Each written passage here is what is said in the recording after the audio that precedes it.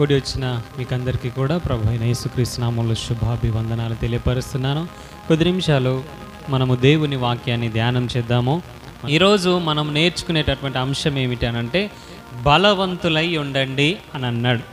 ఈ బలవంతులై ఉండండి అనేటటువంటిది రిక్వెస్ట్ కాదు ప్రియ దేవుని బిడ్డలారా, ఇది ఆజ్ఞతో కూడినటువంటి మాట అయి ఉన్నది. ఈ 16వ అధ్యాయము 13వ వచనంలో ఉన్నటువంటి 4 అంశాలు, అదేవిధంగా 14వ వచనంలో ఉన్నటువంటి మొదటి అంశం, ఈ 5 కూడా చాలా ప్రాముఖ్యమైనటువంటివి, ఆజ్ఞతో కూడినటువంటి మాటలుగా మనకి ఇక్కడ కనబడుతూ ఉన్నాయి. అయితే ప్రియ దేవుని బిడ్డలారా, దేవుడు ఇక్కడ చెప్తున్నటువంటి మాట ఆజ్ఞ ఏమిటి అనంటే బలవంతులై ఉండండి అని అంటా ఉన్నాడు. బలవంతులై ఉండటం అనేది ప్రతి ఒక్క మనిషికి చాలా అత్యవసరమైనటువంటి విషయం. బలవంతులై ఉండాలి. మనం ఏ విషయాలలో మనం బలవంతులై ఉండాలి, అసలు ఎందుకు బలవంతులై ఉండాలి, అసలు మనము బలవంతులై ఉండి చేసే పనేంటిది, కార్యం ఏంటిది అనంటే, బలము లేకపోతే ఏ మనిషి ఏ కార్యమును చేయలేడు. మనము చెయ్యి ఎత్తాలన్నా మనకు బలమే కావాలి కదా, మనము నడవాలన్నా బలమే కావాలి, మనము ఏ పనైనా కానివ్వండి, మనము ఏ పని చేయాలన్నా మనకు ఏం కావాలి, బలము కావాలి. బలం ఉంటేనే మనం అన్నీ చేయగలుగుతాం. బలము లేని ముసలి వాళ్ళు ఏమంటారంటే, చాలా ముసలి వాళ్ళు ఏమంటారనంటే, ఏదైనా చేయమన్నారని అనుకోండి, నేను ముసలోన్నయ్యా, నాకేం బలం ఉన్నది చెప్పి, నేను ఇప్పుడు ఏం చేయగలుగుతా అని అంటారు. వాళ్ళు ఇంకా ఏమంటారనంటే, ఇప్పుడు మీరు యవ్వనస్తులను చూసి వాళ్ళు ఏమంటారనంటే, మీరు యవ్వన కాలంలో ఉన్నారు, మీరు ఇప్పుడు ఏమైనా చేయగలుగుతారు, మీరు బలవంతులు, మీరు ఏమైనా చేయండి అని అంటూ ఉంటారు. కాబట్టి ప్రియ దేవుని బిడ్డలారా, మనిషి ఏది చేయాలన్నా బలం అవసరం. అందుకే దేవుడు ఇక్కడ ఏం చెప్తున్నాడనంటే బలవంతులై ఉండండి అని అంటూ ఉన్నాడు. ఎందుకు మనము బలవంతులై ఉండాలి, మనం ఎందుకు బలవంతులమై ఉండాలి అనంటే, ఇందులో ఇంకా 4 విషయాలు, ఈ 4వ అంశంలో 4 విషయాలను నేను చెప్పటానికి ఇష్టపడుతూ ఉన్నాను. మొట్టమొదటిది, ఎందుకు మనము బలవంతులై ఉండాలి అనంటే, శక్తికి మించినటువంటి ప్రయాణము ప్రతి ఒక్క క్రైస్తవుని ఎదుట ఉన్నది. ప్రతి క్రైస్తవుని ఎదుట శక్తికి మించినటువంటి ప్రయాణం ఉన్నది. కాబట్టి బలవంతులై ఉండాలి. మనము శక్తికి మించిన ప్రయాణము అనేటటువంటి మాట వినగానే మనకు గుర్తుకొచ్చేటటువంటి ప్రవక్త ఎవరు చెప్పండి? ఏలియా కదా. మనము చదువుకుందాం మా వాక్య భాగాన్ని. రాజుల మొదటి గ్రంథము 19వ అధ్యాయాన్ని మనం చూసినట్లయితే అక్కడ ఏలియా గురించినటువంటి భాగము మనకు కనబడుతూ ఉంటుంది. రాజుల మొదటి గ్రంథము 19వ అధ్యాయము మొదటి వచనాల నుంచి కొన్ని వచనాలు, 8 వచనాల వరకు మనము అక్కడ చూసినట్లయితే, ఏలియా చేసినదంతయు, అతడు ఖడ్గము చేత ప్రవక్తలనందరినీ చంపించిన సంగతియును ఆహాబు యెజబేలునకు తెలియజెప్పగా, యెజబేలు ఒక దూత చేత ఏలియాకు ఈ వర్తమానము పంపించెను. రేపు ఈ వేళకు నేను నీ ప్రాణమును వారిలో ఒకని ప్రాణము వలె చేయని ఎడల దేవుడు నాకు గొప్ప అపాయము కలుగజేయునుగాక. కాబట్టి అతడు ఈ సమాచారము తెలుసుకొని లేచి తన ప్రాణము కాపాడుకొనుటకై పోయి యూదా సంబంధమైన బెయేర్షెబాకు చేరి అచ్చట ఉండుమని తన దాసునితో చెప్పి, తాను ఒక దిన ప్రయాణము, ఇక్కడ ఈ మాటను చాలా జాగ్రత్తగా గమనించాలి, తాను ఒక దిన ప్రయాణము అరణ్యములోనికి పోయి ఒక బదిరి వృక్షము క్రింద కూర్చుండి మరణాపేక్ష గలవాడై, యెహోవా, నా పితరుల కంటే నేను ఎక్కువ వాడను కాను, ఇంత మట్టుకు చాలును, నా ప్రాణము తీసుకొనుము అని ప్రార్థన చేశాను. అతడు బదిరీ వృక్షము క్రింద పరుండి నిద్రించుచుండగా ఒక దేవదూత వచ్చి అతన్ని ముట్టి, నీవు లేచి భోజనము చేయుమని చెప్పెను. అతడు చూచినంతలో అతని తల దగ్గర నిప్పుల మీద కాల్చబడిన అప్పమును నీళ్ళబుడ్డియు కనబడెను గనుక అతడు భోజనము చేసి తిరిగి పరుండెను. అయితే యెహోవా దూత 2వ మారు వచ్చి అతన్ని ముట్టి, నీ శక్తికి మించిన ప్రయాణము నీకు సిద్ధమై ఉన్నది, నీవు లేచి భోజనము చేయుమని చెప్పినప్పుడు అతడు లేచి భోజనము చేసి, ఈ మాట గమనించండి, ఆ భోజనపు బలము చేత 40 రాత్రింబగళ్ళు ప్రయాణము చేసి దేవుని పర్వతం అని పేరు పెట్టబడిన హోరేబునకు వచ్చి అచ్చట ఉన్న ఒక గుహలో చేరి బస చేసెను. ఈ వచనాలలో మనము గమనించినట్లయితే ఏలియా యెజబేలుకు భయపడి, యెజబేలు చేసినటువంటి ఆ వార్నింగ్కి భయపడి పారిపోయినటువంటి సందర్భాన్ని మనం చూస్తూ ఉన్నాం. అంతవరకు రోషము కలిగి, పౌరుషము కలిగి దేవుని కొరకై బలముగా నిలబడినటువంటి ప్రవక్త 400 మందికి కంటే ఎక్కువ మంది ఉన్నటువంటి అక్కడ బయలు ప్రవక్తలను చంపినటువంటి వ్యక్తి, సవాలు విసిరినటువంటి వ్యక్తి, గొప్పగా పరిచర్య చేసినటువంటి వ్యక్తిగా మనకు ఏలియా కనబడుతూ ఉన్నాడు. అయితే ఒక స్త్రీ ఎప్పుడైతే ఒక థ్రెట్ కాల్, ఒక వార్నింగ్ ఇచ్చిందో ఆ వార్నింగ్కి భయపడి, ఆ యొక్క థ్రెట్ కాల్కి భయపడి పారిపోయినటువంటి సందర్భాన్ని, ఎంత దూరం ప్రయాణం చేశాడట, తనకున్నటువంటి బలము చేత, తనకున్నటువంటి భోజన బలము చేత, తనకున్నటువంటి శక్తి చేత, తనకున్నటువంటి బలము చేత ఒక్క దిన ప్రయాణం చేశాడట. ఎన్ని దినాలు? ఒక్క దిన ప్రయాణం చేశాడట. అయితే అలా ప్రయాణము చేసి ఓ బద్రీ వృక్షం క్రింద పరుండి అక్కడ ప్రార్థన చేస్తున్నాడు. ఏమని ప్రార్థన చేస్తున్నాడు? ఇక ప్రభా చాలిక, ఇక నా పితరుల కంటే నేను గొప్పనేం కాదు ప్రభా, తీసుకో నా ప్రాణం తీసుకో, ఇక చాలు, నేను మస్తు పని చేసిన, ఇక అందరూ చచ్చిపోయినారు, నీ ప్రవక్తలందరూ కూడా చనిపోయినారు, నేను ఒక్కనే నిలిచి ఉన్నాను, ఇక నా ప్రాణాన్ని కూడా తీసుకో ప్రభా అని చెప్పేసి ప్రార్థన చేస్తున్నటువంటి సందర్భాన్ని మనం చూస్తూ ఉన్నాం. అప్పుడు దూత వచ్చి ఏలియాను లేపుతా ఉన్నాడు. లేపి ఏమంటున్నాడు? అక్కడ భోజనం చేసి సిద్ధపడు, ఎందుకో శక్తికి మించినటువంటి ప్రయాణము నీ కొరకై సిద్ధముగా ఉన్నదనంటే ఏలియా భోజనం చేసి మళ్ళీ ఏం చేస్తున్నాడు? మరలా పడుకుంటున్నాడు. ఏం చేయాలి అసలు ఏలియా?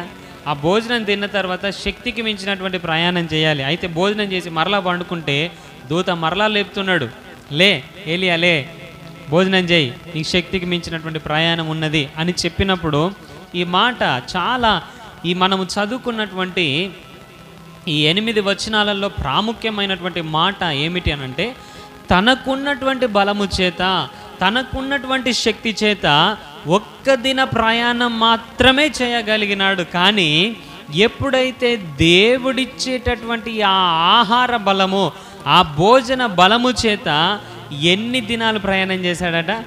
40 రాత్రింబగళ్ళు ప్రయాణం చేశాడట. హల్లెలూయా!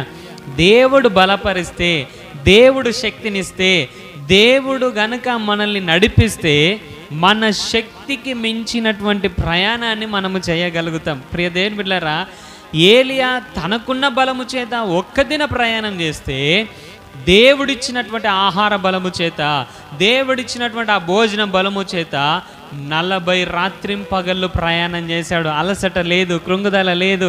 40 రాత్రింపగళ్ళు దేవుడిచ్చినటువంటి బలము చేత ప్రయాణం చేసినటువంటి వ్యక్తిగా మనకు కనబడుతున్నాడు. ప్రియ దేవుని బిడ్డలారా, మన జీవితంలో కూడా మన సొంత శక్తి చేత, మన సొంత బలము చేత మనము ఎంత దూరం కూడా ప్రయాణం చేయలేం. ఏలియా ఒక్క దినమన్న ప్రయాణం చేసినాడు. కానీ ప్రస్తుతం నవేడేస్లో మనము, అప్పుడు ఏలియా ఆయనకి ఏమైనా వాహనాలు ఉన్నాయా చెప్పండి? వాహనాలు ఏం లేవు, కాలినడకన ప్రయాణం చేసేటటువంటి సందర్భాలు అప్పుడు ఉన్నవి. ఇప్పుడు మనం అదే కాలినడక ఒక దినమంతా కూడా 24 గంటలు ఆగకుండా నడవగలుగుతామా? ప్రయాణం చేయగలుగుతామా? చేయలేము. కొన్ని గంటలు నడవగానే మనకు అలసట వచ్చేస్తుంది, కాళ్ళ నొప్పులు వస్తాయి, కాలు వాపులు ఎక్కుతాయి కదా. అసలు ఒక దినం పూర్తిగా ప్రయాణం చేయలేము.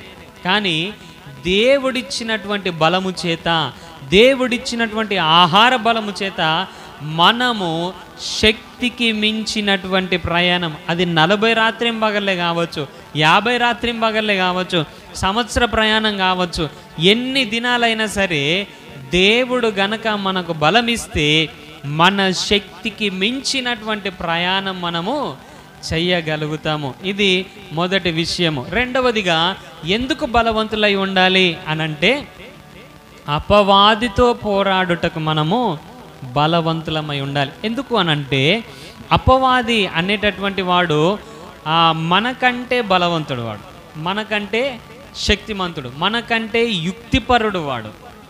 అందుకే మనము అక్కడ మత్తయి సువార్తలో మనము ఆ సువార్తలలో చూసినట్లయితే యేసుక్రీస్తు ప్రభువారు ఉపవాసం ఉన్నప్పుడు యేసుక్రీస్తు ప్రభువారిని అపవాది ఏం చేశాడట?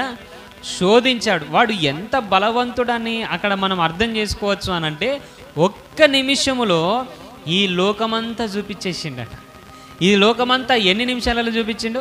ఒకే ఒక్క నిమిషం అంతే. వానికి ఉన్నటువంటి శక్తి, వానికి ఉన్నటువంటి సామర్థ్యం, అదే ఇదంతా చెప్పి వాడిని ఏదో గొప్ప చేయాలని చెప్పటం లేదు, కానీ వానికి ఉన్నటువంటి సామర్థ్యాన్ని నేను తెలియపరుస్తున్నాను. వాడు బలవంతుడు, మనకంటే బలవంతుడు, మనకంటే శక్తివంతుడు. అయితే వానితో మన పోరాటం ఉన్నది. మనము ఎఫెసీలకు రాసినటువంటి పత్రిక 6వ అధ్యాయం 10వ వచనంలో మనం చూసినట్లయితే, తుదకు ప్రభువు యొక్క మహాశక్తిని బట్టి ఆయన యందు బలవంతులై ఉండండి అని అంటాడు. ఎందుకు అనంటే 11వ వచనము, మీరు అపవాది తంత్రములను ఎదిరించుటకు శక్తిమంతుడగునట్లు అని అంటాడు. ఎవరిని ఎదిరించాలట? మనము అపవాదిని ఎదిరించాలి. అపవాది మనకంటే బలవంతుడు, అపవాది మనకంటే శక్తిమంతుడు అయినప్పటికీ కూడా శత్రువు బలమంతటి మీద దేవుడు మనకేం చేశాడట? బలమును అధికారమును అనుగ్రహించాడు. హల్లెలూయా. దేవుడిచ్చినటువంటి అధికారముతో, దేవుడిచ్చినటువంటి బలముతో మనము ఏం చేయాలి అనంటే అపవాదితో పోరాడాలి. అపవాదితో పోరాడుటకు మనము ఏం చేయబడాలి అనంటే బలవంతులై ఉండాలి. అందుకే మనము బలవంతులై ఉండుటకు దేవుడు ఏం చేశాడనంటే, శత్రువైనటువంటి అపవాది వాని బలము మీద, వాని అధికారము మీద, వాని కుయుక్తి మీద, వాని శక్తి మీద, వానికి ఉన్నటువంటి సర్వము మీద మనకేం చేశాడనంటే దేవుడు అధికారం ఇచ్చాడు. హల్లెలూయా. యేసుక్రీస్తు ప్రభువారు సిలువలో అపవాది తలను చితకద్రొక్కేసాడు. ఒకే ఒక నిమిషంలో ఈ లోకమంతా కూడా యేసుక్రీస్తు ప్రభువారికి చూపించవచ్చు, కానీ అదే ఒకే ఒక నిమిషంలో దేవుడు అపవాది తలను ఏం చేశాడు? చితకద్రొక్కేశాడు. హల్లెలూయా. వాని శక్తి మీద, వాని బలము మీద, వాని కుయుక్తి మీద, వాని పన్నాగాల మీద, వాని యొక్క తంత్రముల మీద మనకేం చేశాడు అనంటే అధికారమును అనుగ్రహించాడు. అధికారం ఇచ్చినటువంటి దేవుడు చెప్తున్నటువంటి మాట ఏందనంటే, మీరు ఆయన యందు ఏం చేయబడాలి? బలవంతులై ఉండండి. ప్రభువు యొక్క మహాశక్తిని బట్టి, మనకు శక్తి లేదు కావచ్చు, అపవాదిని ఎదిరించడానికి, అపవాదితో పోరాడటానికి మనకు బలం లేదు కావచ్చు, మనకు శక్తి లేదు కావచ్చు, కానీ మనము ఎవరిని బట్టి బలం తెచ్చుకోవాలి అనంటే ప్రభువు యొక్క మహాశక్తిని బట్టి ఆయన యందు మనము ఏం చేయబడాలి? బలవంతులై ఉండాలి. ఎందుకు అనంటే దేవుడు మనకు ఆల్రెడీ అధికారం ఇచ్చేశాడు, అపవాది పైన మనకు అధికారం ఇచ్చేశాడు. అయినప్పటికీ కూడా మనం ఏం చేస్తామనంటే వానికి భయపడుతూ ఉంటాం. మనము భయపడాల్సినటువంటి అవసరం లేదు. అందుకే దేవుడు ఏమన్నాడనంటే, మీరు దేవునికి భయపడాలా, మీరు దేవునికి లోబడాలా. మనం అపవాదికి భయపడొద్దు, అపవాదికి లోబడాల్సినటువంటి పని లేదు. మనము దేవునికి భయపడి, దేవునికి లోబడి అపవాదిని ఏం చేయాలి? ఎదిరించాలి. ఎదిరించటానికి మనం చాలాసార్లు వెనుకడుగు వేస్తూ ఉంటాం, చాలాసార్లు మనం భయపడిపోతూ ఉంటాం. ఎందుకు అనంటే వాడు మనల్ని భ్రమపరుస్తాడు. వాడేదో గొప్పవాడుగా కదా, వాడేదో శక్తిమంతుడుగా, ఎరికో గోడలుగా మనకు కనబడతా ఉంటాడు, గొలియాతులాగా మనకు కనబడతా ఉంటాడు. అందుకే దావీదు కూడా ఆ గొలియాతుని చూసి భయపడలేదు. ప్రియ దేవుని బిడ్డలారా, ఇశ్రాయేలు ప్రజలందరూ కూడా గొలియాతుకున్నటువంటి బలము, హైటు, వెయిటు, పర్సనాలిటీ, ఆయుధాలు అన్నిటిని చూసి భయపడితే దేవుణ్ణి చూసి బలం తెచ్చుకున్నాడు దావీదు. హల్లెలూయా. ఏనాడు కూడా దావీదు ఆ గొలియాతుకు భయపడినట్లుగా మనము చూడం. దావీదు గొలియాతుకు అసలు భయపడలేదు. మనము కూడా అపవాది, అమ్మో వాడు అలాంటోడు కావచ్చు, వాడు ఇలాంటోడు కావచ్చు, వాడు అది చేస్తాడు కావచ్చు, ఇది చేస్తాడు, ఏదైనా చేస్తాడు కావచ్చు, అయినప్పటికీ కూడా దేవుడు వాని శక్తి మీద, వాని బలము మీద, వాని మీదనే మనకు అధికారం ఇచ్చి ఉన్నాడు. మనము వానికి భయపడాల్సినటువంటి అవసరము లేదు. మనం భయపడాల్సింది ఎవరికి అనంటే మనము దేవునికి భయపడాలి, దేవునికి లోబడాలి, అపవాదిని ఏం చేయాలి? ఎదిరించాలి. కాబట్టి ఇక్కడ దేవుడు అంటున్నాడు బలవంతులై ఉండండి. ఎందుకు బలవంతులై ఉండాలి? మనము క్రీస్తు యొక్క, దేవుని యొక్క మహాశక్తిని బట్టి ఆయన యందు బలవంతులై ఉండి అపవాదిని మనము ఎదిరించాలి. అపవాదితో పోరాడుటకు, అపవాదిని ఎదిరించుటకు మనము బలవంతులై ఉండాలి. ఇది రెండవది. మొదటిది ఏంటి చెప్పండి? శక్తికి మించినటువంటి ప్రయాణము చేయటానికి బలవంతులమై ఉండాలి. రెండవది అపవాదితో పోరాడుటకు బలవంతులమై ఉండాలి. మూడవది పాపముతో పోరాడుటకు బలవంతులమై ఉండాలి. దేనితో?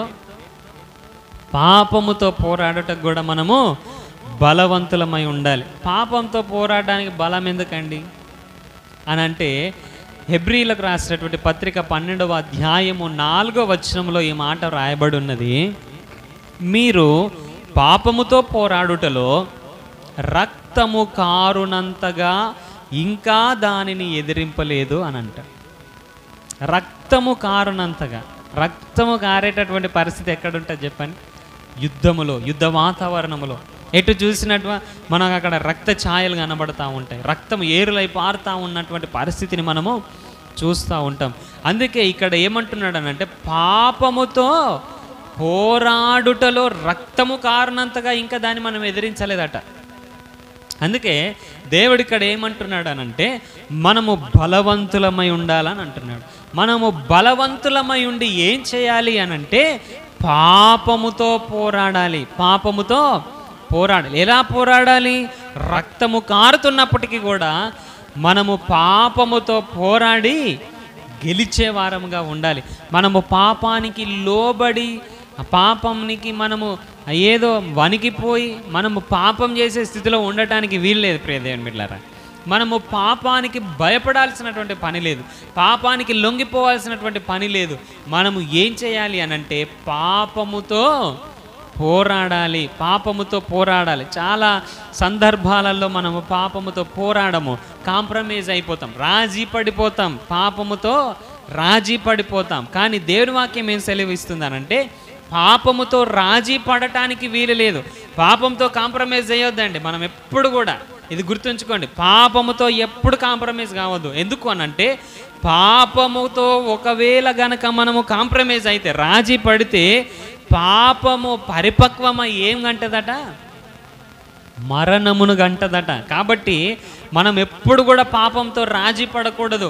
ఒకవేళ గనక మనము పాపముతో రాజీ పడినట్లయితే, ఆ పాపము మనలో ప్రవేశించి అది పరిపక్వమై మరణానికి అనగా నరకానికి మనల్ని ఈడ్చుకొని వెళ్ళిపోతుంది. దయాదాక్షిణ్యం లేదండి, దయాదాక్షిణ్యం లేదు పాపానికి. కాబట్టి మనము ఏం చేయాలి అనంటే, పాపముతో పోరాడాలి.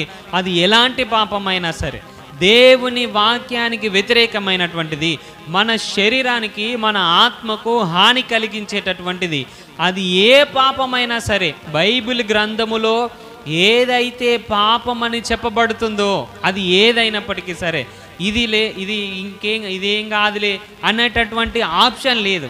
చిన్న అబద్ధమే కదా, చిన్న మోసమే కదా, చిన్నదే కదా అని మనము కాంప్రమైజ్ కావాల్సినటువంటి పరిస్థితి లేదు ఇక్కడ. అది ఎలాంటిది అయినప్పటికీ కూడా, అది చిన్న అబద్ధమే కానీ, అది చిన్న మోసమే కానీ, ఇంకేదైనప్పటికీ సరే, దేవుని బిడ్డలారా, మనము పాపముతో కాంప్రమైజ్ అవ్వటానికి వీలు లేదు. మనము ఏం చేయాలనంటే, పాపముతో పోరాడాలి. అందుకే దేవుడు అంటున్నాడు, పాపముతో పోరాడుటకు మీరేం చేయబడాలి? బలవంతులై ఉండాలి అని అంటున్నాడు. ఇది 3వ విషయము. ఇప్పుడు 3 విషయాలు చెప్పినాను. మొదటి చెప్తారా?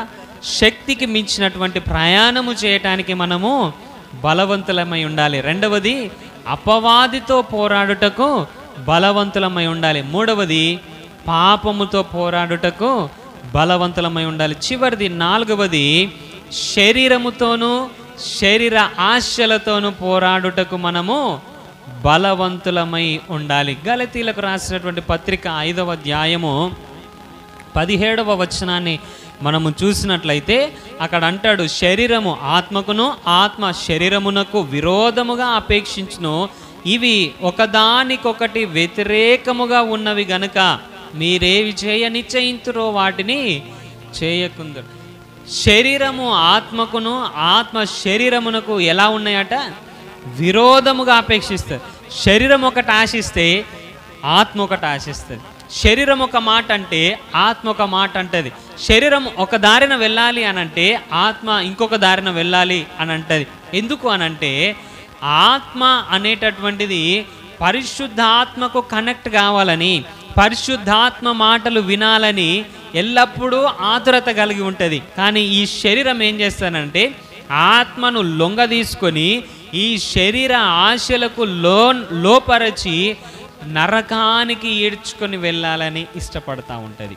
కాబట్టి ప్రియ దేవుని బిడ్డలారా, దేవుని వాక్యంలో సెలవిస్తూ ఉన్నాడు, మీరు దేనికి మీ అవయవాలను అప్పగించుకుంటారో, ఇటు శరీరానికి అప్పగించుకుంటారా, పాపానికి అప్పగించుకుంటారా, అటు పరిశుద్ధాత్మకు అప్పగించుకుంటారా, దేవుని యొక్క మాటకు అప్పగించుకుంటారా, అది మీ ఇష్టం.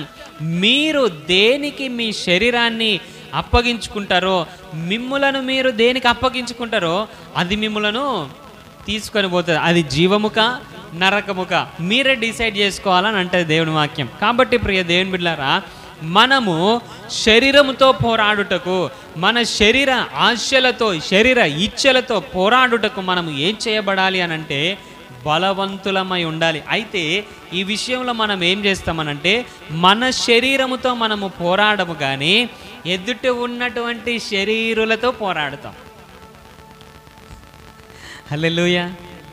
మన శరీరంతో మనం పోరాడం, కానీ శరీరులైనటువంటి ఇతరులతో మనం పోరాడతాం. అందుకే దేవుని వాక్యం స్పష్టంగా సెలవిస్తుంది ఎఫెసీలకు రాసిన పత్రికలో, శరీరులతో మీరు పోరాటం లేదండి, శరీరులతో మీకు పోరాటమే లేదు, పోరాటం వద్దు. మనము చాలాసార్లు ఏం చేస్తామనంటే శరీరులతో పోరాడటానికి ఎంత బలం తెచ్చుకుంటామో కదా, ఎంత బలం తెచ్చుకుంటామో. నేను ఒక సందర్భంలో ఒక చర్చికి వెళ్ళినప్పుడు ఆయన టీబీ పేషెంట్, మా పడుకొని ఉన్నాడు, బలము లేదు, చేయెత్తడానికి కూడా బలం లేదు ఆయనకు. కానీ తన భార్యను మామూలుగా మాటలు అంటలేడు, ఇక లేచి కొడతాడేమో అన్నట్టు అనిపిస్తుంది, అంతగా లేస్తూ ఉన్నాడు. ఆయన మాటలు అట్లా ఉన్నాయి. ఆమెమో మెల్లగా మాట్లాడుతూ ఉన్నది, ఈయనేమో పడుకొని టీబీ పేషెంట్ చాలా బక్కచిక్కిపోయి చేయలేపడానికి కూడా అవకాశం లేనటువంటి స్థితిలో ఉన్నాడు. కానీ ఆయన మాటలు చూసినట్లయితే అమ్మో ఇప్పుడు లేచి కొడతాడేమో అని అనుకున్నాను. చాలా సందర్భాలలో మన జీవితాల్లో కూడా అలాగే ఉంటాం కదా.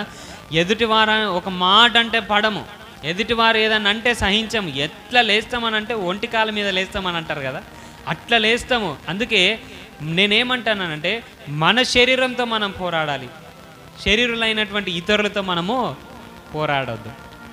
శరీరులతో మనకు పోరాటమే లేదు అసలు. దేని వాక్యం సెలవిస్తుంది, శరీరులతో కాదండి మీ పోరాటము.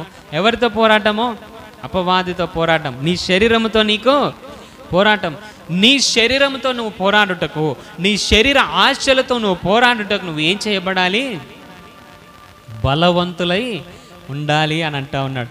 చాలా సందర్భాలలో శరీరం ఏం చేస్తుందంటే మనల్ని లొంగ తీసుకొని పోతుంది.